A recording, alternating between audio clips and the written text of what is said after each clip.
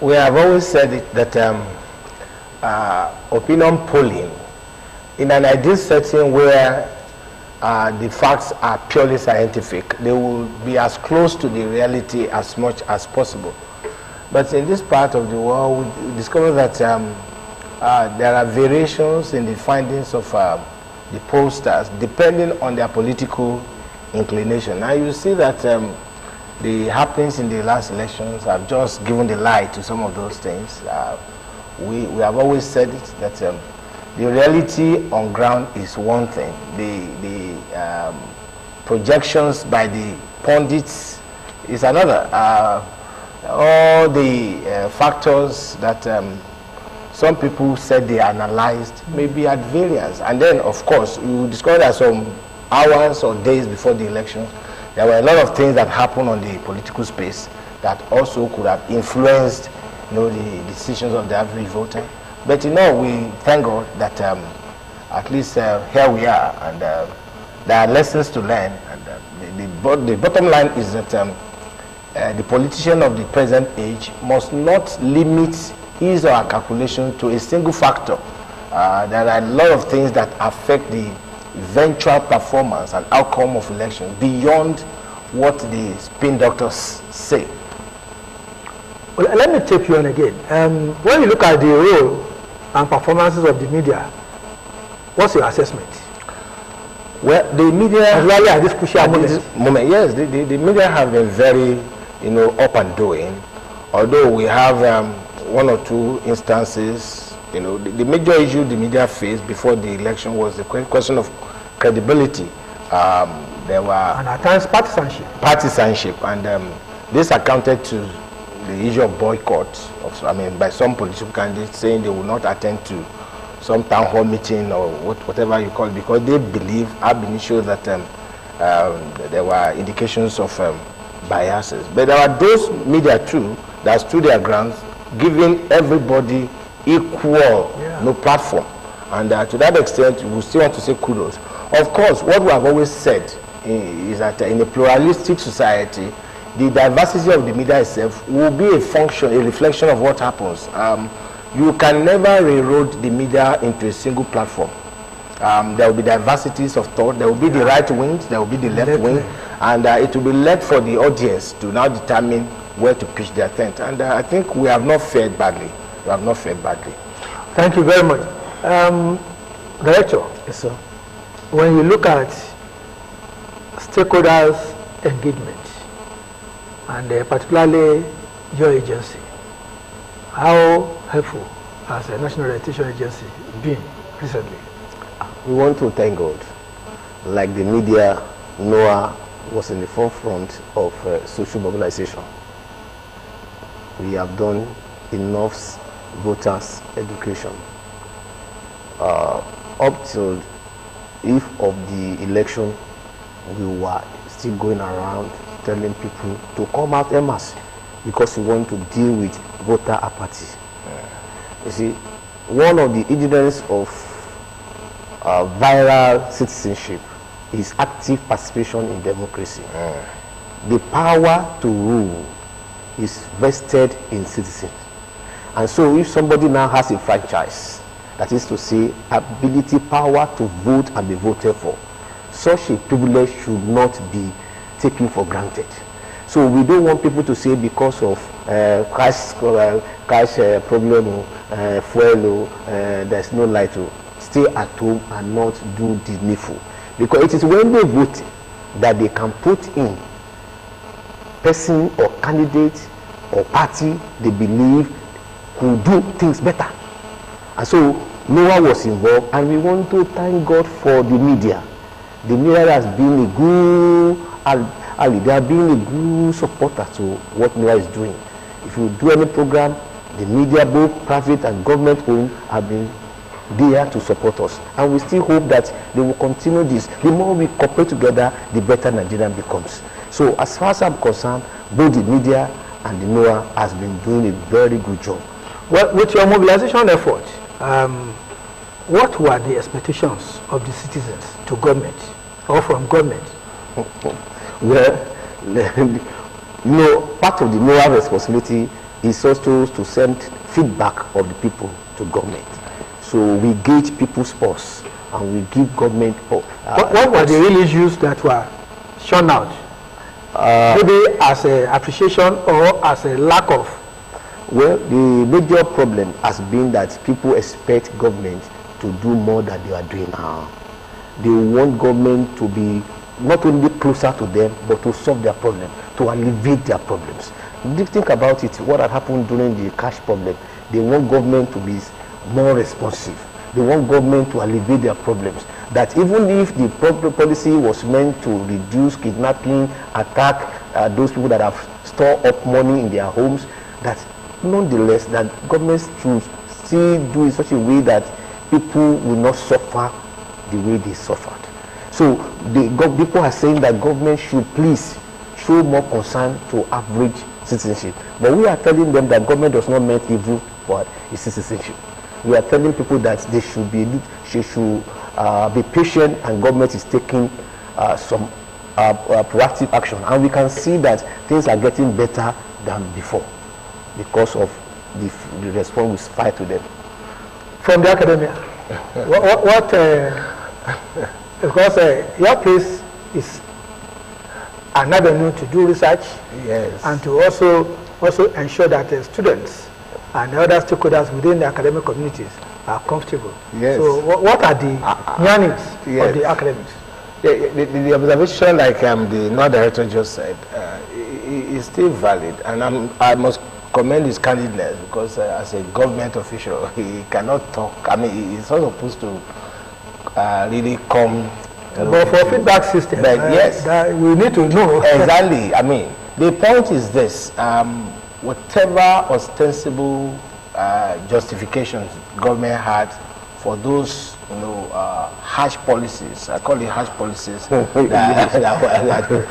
came at the nick of election, I think they were negated by the suffering that the masses actually went through. And you saw it in the elections too, because there was a lot of anger in the land. We expect that even before we had the question of the what do you call it, the currency design, even when we were anticipating the design, the information network, the publicity was not deep enough. It got to a point that people were rejecting the new notes ab initio because of lack of information. Just about the time they were embracing it, they now came in short supply, and all these dislocations came.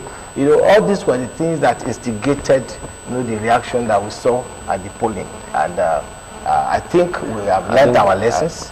Permit me to yes. Okay. I do not believe that the policy is harsh. Okay. There are three phases to that policy. Okay. The physical policy, the monetary policy, and the human intervention. It was that human intervention that scattered the whole thing. Because there are some people that are saboteurs. They are the ones that sabotage government policy. And that is the reason why it looks like that was not. I can give you concrete evidence, but I tell you the truth. No, government meant well for Nigerians. Okay. The CBN too really do not want to feel that as if they are not mindful. But let me tell you the truth. Everything, you're a lecturer, sir. Everything that is good comes with pain and hard work. I know what it means to have a first class. I know what it means for a woman to give back to a labor, to give back to a child. What she went through is not simple. So at the end of the day, there is a joy when the woman put to bed. So in the similar situation too, if this policy was not sabotaged, it will have gone well. I bet it is that woman agree on the sabotage. Listen, look at it now. Some bankers store up money, store the money and did not release it. Is that not sabotage? Let me collected the money. Okay, let him come now. You see, the major the question of the law of demand and supply comes to play here. Whenever there is scarcity, whether it is instigated or it evolves, there will naturally be the consequences we are seeing. And government will have been prepared. Beyond preparation, sir. You mop up, officially you mop up over 2 trillion naira from the system. You produce 400 billion. Already there's a shortfall. Before you even talk about the bankers, we're just blaming the bankers. If you listen to the far from the angle too, you see, the releases in terms of cash is proportional to holdings. I mean, you won't compare the cash that a bank manager will release to his big time customers to that of the small, that is the point. They could be reserving this thing because if you are a bank and you have Ogtv, for instance, as a client, with a corporate client, or some big, clients there and there, you will still also take care of their interest because these are the people sustaining you. The main problem is with the shortfall. That gap is too much, and there's no way government can rationalize that. Do you agree? Well, in school we call something you are entitled to your opinion. As far as I'm concerned, government believes that the policy has good intention. For me, as a citizen, I felt that we could have improved on the situation. Like when the money was coming, I also believe that the money should be more released. More money should be released into circulation. Because I too suffer. That is the cross of that is the cross. I too suffer about something. Yeah. But talking about the fact that the bankers should take care of the big time customers at the expense of we the masses. It's not true. It's not natural. It's not natural. And that is why there was problem. Because the banker did not get it right. Money that industries will use. We are the large customer. We, the masses, are the real customers. Let me come in. It's a purely economic decision. Exactly. And no business outfit. How much money has they make now? No, let's balance. That's what I'm talking about. Let's balance it. It's like this. If there are occasions where you have money in your pocket and you don't feel hungry. If you're comfortable. Yes. No. When you have money in your pocket, you will not feel hungry. But the moment you don't have money in your pocket, hunger becomes more. I think the crux of the matter is that it's induced. The supply warrant adequate. Exactly. That is the supply. But in school, in theory, there must be reason for that. Maybe to guide the that is the purpose why it was. That is the purpose. That is the purpose of this program. Exactly. To give feedback to the citizens. Okay. There are always two ways to do things. We must consider the interest of government, and we must also consider the interest of the people. It must be balanced. And when there is no balance, this for the people. Yes. Well, as far as I'm concerned, I believe that government loves its citizens, and citizens are also interested in good governance. Actually, very soon, all of us are going to forget about this thing because in a matter of weeks now, everything will be normalized. Yeah. The aim is going. Well, whichever angle that we are looking at it, it is expected that government should have done the right thing, properly. Yes. Proper homework, and they should have researched the kind of hiccups. Until all of us do the right thing, we may not be able to have good implementation. You see, the theories are good on paper. It is when it is drawn, it is being implemented that this sabotage comes. We want to appeal to Nigerians to please love their country, to do the right thing. If you do the right thing and do the right thing, we won't have this pain. Some people cause the problem. Okay, so government is not that. I have a different attitude. You must have money. The question you will like some people are like your response. So you have to defend your salary. Sorry, you will like your question. I mean your response to the question I'm going to ask you. The citizens, the voters now, considering the remaining elections that are coming up, what's your advice to them? Yes, my advice is that the tempo should be sustained. Votes should count. People should defend their franchise. The beauty of democracy is that the majority will have their say, and the minority, the majority will have their way, and the minority will have their say. It has been said that democracy may not be the best of government, but the point is there's no better one, at least for now. The elections that are coming, let us respect other people's opinion. Let us also keep to the rules, ensure that we vote and our vote counts, and keep violence out of it. Our key is the mission of these election monitors? That has been wonderful, and I think they play a kind of watchdog role, and they've been able to keep everybody on their toes, because when you know that people are watching you, no matter what bizarre instincts we have, we put them under checks. I think so far it's been so good, and we still pray that at the end of the, because whether we like it or not, the monitors too are going to be, the reflectors of our image to the outside world. They are going to report to their respective home governments and agencies. So, and the more maturity we demonstrate, the more we keep to the rules. I mean, given our population as the giant of Africa, so to say, the more we'll be able to teach the world that we are coming of age, and that we have learnt the rudiments of democracy. With your government engagement with these foreign missions, people, monitors, and we call them observer, international observer. So the monitors are actually INEC officials. All the other people are observers, and there's difference between them. Okay. The difference is that only INEC monitors can intervene in the electoral process. Observers can only observe, and also if they have anything to say, they report to monitors. They are the one that can give instruction for effective. So that is the difference. In between elections, you don't have any role to mitigate certain. Incidentally, we had a meeting with them yesterday at the state headquarters. Yes, so we were able to see the NGOs, the observers, as well as international observers. Some of them are asking questions like you had made reason, and they want to know this, they want to know that. But INEC was able to satisfy them.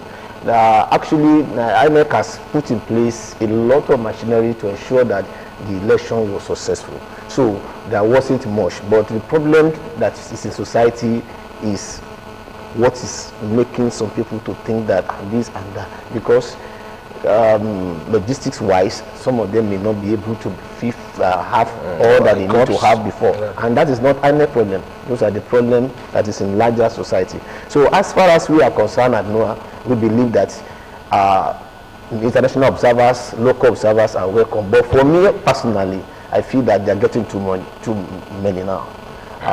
But I wasn't able to bring it to the table at the access meeting. But I feel like as if INEC should begin to plan. Getting rowdy. You're getting rowdy. They are getting too many. My other concern is the fact that if you do not put a check, people that are supposed to be voting will be reducing. That's why there are no accreditation. And guidelines to us who can be. There are guidelines. What I'm saying is that people have interest in doing it. But I'm saying that we are getting too many. Too loud. The problem is with the local observers. The local observers. Every day should be voting.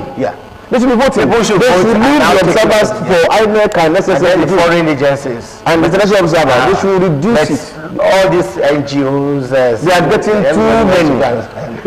And it's affecting the people that are supposed to vote. Let me ask you.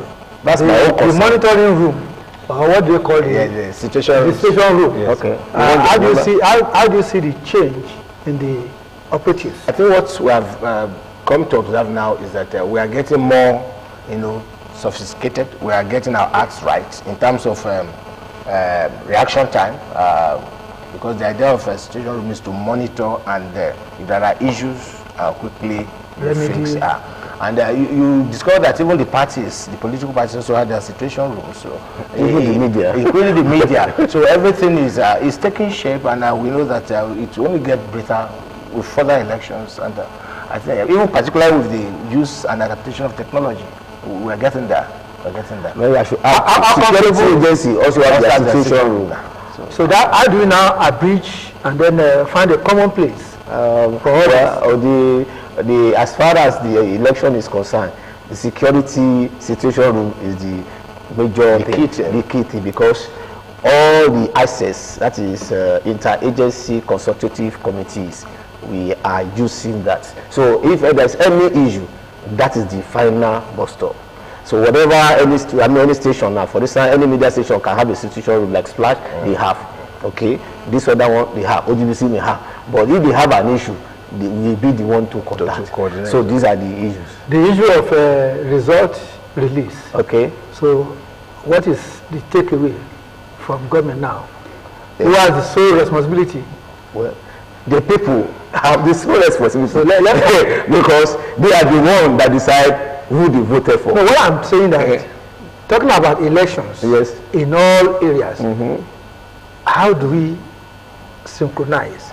Who has the final say? You have said it now. The people at the polling booth, or at the recorder, or the announcer? No, we are trying to do this to guide people. I think, if you ask me, it's a combination of all.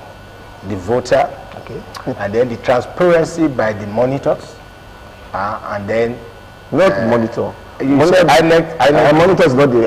They are the one that will they are the one that are midwifing the process. Okay. They will do the count, let me be specific. Counting, and also let me be specific. We are told that at the polling unit, the results are supposed to be made known.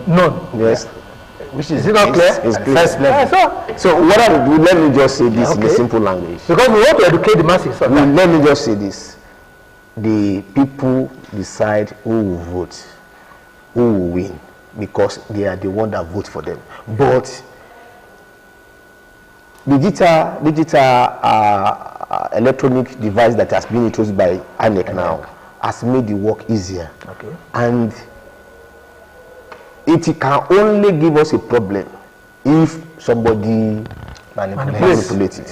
If there's no manipulation in terms of allowing people to vote, and the number that has been configured in the beavers will say only 1,200 has been configured here as voters. So if the number of votes cannot be more than 1,200.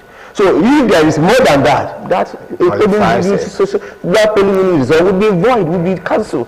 So that tells you that people are the one in charge, because the person that holds the beaver is a person. The one that is recording is a person. The voters that want to vote is their person. So once people do not overvote, you have the problem. When somebody does not manipulate that will be the ones the recorder does not manipulate. But let me just tell you, because of the electronic beavers, there is no likelihood for any person to inflate the figure, because as you thumbprint, you drop your ballot and it's counted, it has been recorded. Your vote counts. So Nigeria should be very process. Any network issues? There is no problem with any network. Beavers does not usually use the network as such. But at the point of collation, there is network there.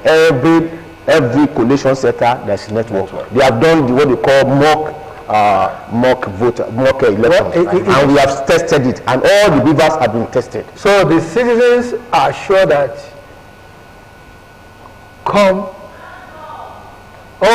the citizens should be assured that coming election is also going to be fruitful as it was. Yes. Thank you for being here. Thank you. Thank you, Mr. Christopher Obadino. Thank you so much. Thank you so much for the pains taken to be here today. Thank you so much. And Dr. Dile Dunami, thank you. I was also very appreciative of your coming. We also all the way from Agowin. Thank you so Nigerians, much. we thank you for being there always. Let us realize that the vote is precious. It is the most powerful non-violent tool we have in a democratic society, and we must use it. So, coming governorship and state house assembly election, please use your power, exercise your power very well. It's on this note that we're going to end this program. Thank you so much. I remain your uncle, Akin Kudero. Until next week, when we have another topic for discussion, I wish you well. Bye for now. Thank you.